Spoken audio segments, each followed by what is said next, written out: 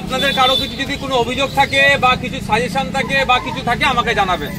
তবে একটা কথা মাথায় রাখবেন, আমি জোর গলায় বলছি, একটা বড় চক্রান্ত চলছে ভাঙড়ের মানুষকে নিয়ে।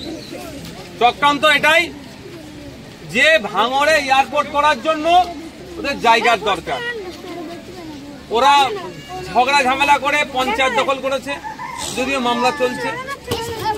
ওরা ঝগড়া ঝামেলা করে বুথ দখল করে সার্টিফিকেট মেরেছে এমপি, শুধু পারেনি কোন জায়গাটায়, একটা এমএলএ। ওদের টার্গেট হচ্ছে পরে হেনতানো ব্যাপারে চেষ্টা করছে এখন আমাকে বা আমাদেরকে হারানোর জন্য। শুধু আইএসএফ কে হারানোর নয়, ভাঙড়ের মানুষকে ধ্বংস করার ওদের চক্রান্ত। কি ওদের আমি একবার হুমকার দিয়েছিলাম আপনাদেরকে সাথে নিয়ে, যে ভাঙড়ের মানুষের বিনা অনুমতিতে ইচ্ছার বাইরে এক কোদাল মাটি এয়ারপোর্টের জন্য এখানে ফেলতে দেবো না, আর এক কোদাল মাটি এয়ারপোর্টের জন্য তুলতে দেবো না। মাথায় আছে? তারপরেই বললে কি আমরা এখন এয়ারপোর্টের জন্য জায়গা দেখছি না মিডিয়াতে, কিন্তু ভাঙড়ে এয়ারপোর্ট হবে কি হবে না, করার প্ল্যান আছে কি না, এর জন্য আমি বিধানসভায় প্রশ্ন করে রেখেছি পরিবহন দপ্তরকে, এখনো উত্তর আমার দেয়নি। উত্তর দিলে লিখিত উত্তর মানে ওখানে ভ্যালিড হয়ে যেত বিধানসভার উত্তর, কিন্তু দেয়নি মানে ওদের মনে নিশ্চিতভাবে কিছু পাপ আছে। এমনি এমনি আর 4-8টা থানা করেনি আমাকে আটকানোর জন্য নয়। যদি আমাকে আটকানোর জন্য থানা করতে তাহলে আমাকে তুলে নিয়ে যে জেলের মধ্যে রেখে দিত, মিথ্যা মামলা দিয়ে বেরোতে দিত না। প্ল্যান হচ্ছে আগামী দিনের জন্য জমি অ্যাকোয়ার করে এয়ারপোর্টকে দেওয়ার জন্য। এয়ারপোর্ট হওয়ার যে কে বারণ করেছে? এয়ারপোর্টকে বারণ করবো আমরা? পুরুলিয়ায় যান না, বাঁকুড়াতে যান না, ঝাড়গ্রামে যান না, হাজার হাজার বিঘে জমি চাষ হচ্ছে না, সেগুলো জায়গায় এয়ারপোর্ট করুন। যেখানে 2 ফসলি জমি, 3 ফসলি নাই, 4 ফসলি জমি যেখানে, সেখানে এয়ারপোর্ট করার পরিকল্পনা। মানে কি? শুধু এয়ারপোর্ট যদি করে আপনার ভোগালিতে, এইগুলোকে পুরো ধ্বংস করবে। এগুলো কি হবে? প্রমোটিং হবে। ভগবানপুর থেকে শুরু করবে, এইগুলো সব প্রমোটিং করবে। এই ধান্দা ওদের এটাই। আর এইসব যে সমস্ত নেতারা তৃণমূলের হই হই করছে, এরা দালালি খাবে। এদের আর কি বুঝবে কি একটা সোসাইটিকে ধ্বংস করার পরিকল্পনা এরা বুঝবে কি করে? এরা ওই এই ঘরে আছে কি দালালি করব। আপনার আমার কানে বন্দুক ঠাকাবে, 20,000 টাকা শতক সই করাবে, আর এটা 20 লাখ টাকা শতক বিক্রি করবে। এই ঘরে ওরা আছে, কিন্তু একটা এলাকাকে পুরো ধ্বংস করে দেবে, এই ধান্দা ওদের মাথায় নেই। আপনাদের বলবো, আপনাদেরকে লড়াই নিতে হবে। এখনো পর্যন্ত করতে পারছে না, আপনারা আমাকে ভোটে জিতিয়ে পাঠিয়েছেন বলে আমি লড়াই করছি বলে। আগামী দিনে আপনারা কি করবেন আপনারাই ভালো জানেন। 2021 সালে ভয় দেখিয়েছিল বিজেপি চলে আসবে, তাও আমি 26,151টা ভোট বেশি পেয়ে জিতেছি।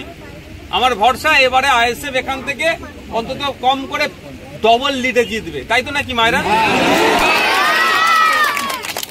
এখন তার বিজেপির ভয়ের কোনো ব্যাপার নেই। বিজেপি আর তৃণমূল কি আলাদা? শুভেন্দু অধিকারী বলছে মুসলমান বিধায়কদের তৃণমূলের বিধানসভা থেকে বার করে ফেলে দেবো। ওই নটোরিয়াস ক্রিমিনাল একটাও কথা বলেন। শুভেন্দু অধিকারী মুসলমানকে বলছে বাংলাদেশি ঘুষপেটিয়া, জেহাদি, জঙ্গি, মুসলমানদেরকে দেখে দিচ্ছে। মাদ্রাসায় নাকি জঙ্গি চাষ হয়, এরকম বলে গাল দিচ্ছে বিজেপি। ওই নটোরিয়াস ক্রিমিনাল একটাও কথা বলেনি। কেন বলেন তো? ও তো দুর্নীতি করে করে গলা পর্যন্ত হয়ে গেছে ওর। যে প্রতিবার আমাকেই করতে হচ্ছে, ভাঙড়ের মানুষকে করতে হচ্ছে। তো ও আপনার আমার হয়ে কথা বলবে না। আমাদের লড়াই আমাদেরকে লড়ে নিতে হবে, এটা মাথায় থাকে জানো। এদের মেন লক্ষ্য হচ্ছে ভাঙড়ে এয়ারপোর্টের জন্য জায়গা নেই। আর দুনিয়ার জায়গা আছে, ভাঙড়ে কেন নজর আছে ভাই? এটা কি রহস্য? আপনারা একটু ঠান্ডা মাথায় বুঝতে পারবেন। একটা সময় রাজারহাট, নিউ টাউন, ভাঙড়ের মতোই চাং লোক ছিল, প্রচুর লড়াকু লোক ছিল। আজকে দেখুন যাদের জায়গাতে ফ্ল্যাট হয়েছে তারা ওই ওখানকার দরওয়ান, তারা ওই বাড়িতে কাজ করছে। তো আপনাকে 10 লাখ টাকা দিয়ে দিল, আপনি 10 লাখ টাকা তো 10 দিনে উড়িয়ে ফেলবেন। আপনার বাড়ির ওপরে দরওয়ান। এখন ছেলে যে কি বলছে, এটা আমার আব্বার এই জায়গাটা ছিল, কি করে ওই বাড়ির এখন দরওয়ান ছে। এই প্ল্যান তো এখানে করা আছে, করতে পারছে না কেন? আপনারা আমাকে ভোট দিয়ে পাঠিয়েছেন আমি লড়ে নেবো বলে। আমি আজকেও চ্যালেঞ্জ করে যাচ্ছি, ওদের দম থাকে তো ঘোষণা করতে বলুন যে ভাঙড়ে আমার 2026-এ আমার যতক্ষণ পর্যন্ত পিরিয়ড আছে এয়ারপোর্টের জন্য 1 কোদাল মাটি তুলতে বলুন তো। দম থাকলে কত বাপের ব্যাটা আমি দেখে নেবো। কেন বুঝতে পারছেন না? তাহলে আমাদেরকে ডিস্টার্ব করতে হবে। কিন্তু ওদের চক্করে পড়বে না নিজের জায়গা বাঁচাবেন, আপনাদের উপর নির্ভর করছে। আমি ক্যামেরার সামনে বলছি, আমি গোপনীয় বলছি না যে ভাইজান গোপনে এসে লোককে ভুল বুঝিয়ে চলে গেল। বাস্তব কথা বলছি, জায়গা বাঁচানোর জন্য লড়াই নিজেদেরকে লড়ে নিতে হবে। আর একটা কথা, ভারতবর্ষ ধর্মনিরপেক্ষ রাষ্ট্র, সব ধর্মের মানুষ মাথা তুলে বাঁচবে। সব ধর্মের হিন্দু মুসলমান নির্বিশেষে সবাইকে ভারতবর্ষে বাঁচতে থাকার পূর্ণ স্বাধীনতা দিয়েছে, ধর্মচারণের পূর্ণ স্বাধীনতা আছে। আপনি মসজিদে যাবেন, আপনি মন্দিরে যাবেন, আপনি গির্জাতে যাবেন, আপনি গুরুদুয়ারাতে যাবেন, কেউ আটকাতে পারবে না আপনাকে। এটা ভারতবর্ষের আইন, সংবিধান বলা আছে। কিন্তু দেশ অর্থাৎ রাষ্ট্র পরিচালনার দায়িত্ব যাদের আছে তাদের কোনো ধর্ম থাকবে না, তারা সব ধর্মের জন্য কাজ করবে, মানে ধর্মকে প্রমোট করতে কাজ করবে না। ধর্ম চালানো হচ্ছে, কেউ যদি ডিস্টার্ব করে সেটাকে আটকাবার দায়িত্ব হচ্ছে রাষ্ট্রের। এখন আমরা কি দেখলাম, যেটা মোদির সাহস হয়নি সেটা মমতা দিদি করে দিল। মোদি সাহস দেখাতে পারলো না রাম মন্দির নির্মাণ করে বাড়িতে বাড়িতে প্রসাদ পাঠানো, মমতা তার থেকে এক ধাপ এগিয়ে গিয়ে জগন্নাথ মন্দিরের প্রসাদ পাঠাচ্ছে। এবার আপনাদের বলি, যারা মুসলিম সম্প্রদায়ের মানুষ, আবার যারা নাস্তিক, তারা তো কোনো ধর্মকেই মানে না, তারা প্রসাদও মানে না, তারা কুরবানির গোশও মানে না, তাদের বাড়িতেও পাঠানো হচ্ছে। এটা অন্যায় হচ্ছে না ন্যায় হচ্ছে? এটা অন্যায় হচ্ছে। প্রসাদ বলে আমি এর বিরোধিতা করছি না। কালকে যদি মমতা ব্যানার্জি খেপে গিয়ে বলে, খেপে যাওয়া ছাড়া আর কি বলবো, যে কুরবানির গরু সামনে বছরে কুরবানি হবে, গরুর গোশ সব পশ্চিমবাংলার ভোটারদের বাড়িতে পাঠাবো, এটা মেনে নেবেন আপনারা? মেনে নিতে পারবো না, কারণ গরুর গোশে অনেকের মনীয় আছে, তার ধর্মীয় ভাবে আঘাত লাগতে পারে, তাহলে আমাদের উচিত হবে না? তাহলে একইভাবে মমতা ব্যানার্জির কি উচিত হচ্ছে রেশনের মাধ্যমে বাড়িতে বাড়িতে প্রসাদ পাঠানো? আমি অনুরোধ করব, রেশনের মাধ্যমে যদি গরুর গোশ বাড়িতে পাঠায় যেমন প্রত্যাখ্যান করবেন, রেশনের মাধ্যমেও এই প্রসাদের নামে রাজনীতিটাকে আপনারা প্রত্যাখ্যান করুন। আমরা প্রসাদকে, গরুর গোশকে, কুরবানির গোশকে আমরা অপমান করব না, অবজ্ঞা করব না, কিন্তু প্রসাদের নামে বা গরুর গোশের নামে যে রাজনীতি হচ্ছে সেটাকে আমরা সবাই মিলে প্রত্যাখ্যান করব। মমতা ব্যানার্জির উচিত ছিল বাড়িতে বাড়িতে একটা করে চাকরির লেটার পাঠানো, যে ওয়ান ফ্যামিলি ওয়ান জব, একটা বাড়ি থেকে একজন চাকরি পাবে।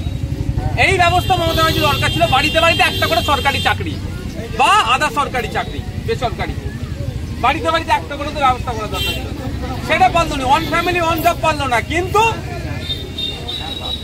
যেটা মোদির সাহস হয়নি সেটা মমতা ব্যানার্জি করে দেখিয়ে দিল। কারণ এইসব কিছু নটোরিয়াস ক্রিমিনাল পুষে রেখেছে, যেন এই ক্রিমিনাল গুলো ভোটের সময় বুথ দখল করবো, আমি এমনি জিতে যাবো, এদেরকে হারাম খাইয়ে বেইমান করে মারবো, এই ধান্দা তো।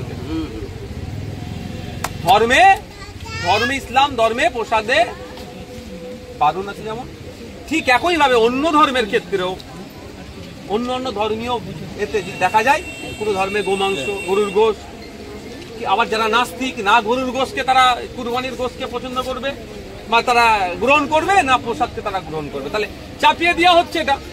এই চাপানোর বিরুদ্ধে আমাদের লড়াই চলবে। আমরা বলছি, মানুষ যখন হসপিটালে যায় তখন ওষুধ পায় না, ডাক্তার পায় না, তুমি আমার ঘরে প্রসাদ পাঠাচ্ছ দায়িত্ব নিয়ে, তুমি আমার লোকটা হসপিটালে গিয়ে যাতে ডাক্তার পাই তার ব্যবস্থা করো। আমাদের এই বাচ্চাগুলো স্কুলে যেতে টিচার নাই, কর্মসংস্থান নাই, এই লেদার কমপ্লেক্সে কাজে গায়ে শ্রমিকদের অনিশ্চয়তা আছে, মানে কেউ শ্রম কোড মেনে কাজ হয়নি, এর ব্যবস্থা করছে না। এই ধরনের ঘরে শুধু কি করছে, নিজের পাবলিসিটি করছে। তাই আপনাদের কিন্তু সতর্ক হন, যদি না সতর্ক হন আরো বেশি আপনাদেরকে ধ্বংসের দিকে ফেলে দেবেন। দেখ, আমাকে আবার একটা দ্বিতীয় কোন জায়গায় বসবো? আচ্ছা, তা আপনাদের কারো যদি কোনো অভিযোগ থাকে আগে ছেলেরা বলে নিক, তারপরে মায়েরা আসবেন, শুনবো। কারণ অনেকে বিধবা ভাতা পায় না, পাওয়ার যোগ্য, অনেকে বার্ধক্য ভাতা পায় না, অনেকে সিগনেচারের প্রয়োজন আছে। যার যেগুলো আছে বলবেন, আমার দিক থেকে যে ক্ষমতা আছে আমি সমাধান করার, যদি তৎক্ষণিক করা যায় ভালো, নাহলে কোথায় গেলে সমাধান হবে সেটা আমি বলে দেবো। ঠিক আছে, একে একে করে এসে বলবেন।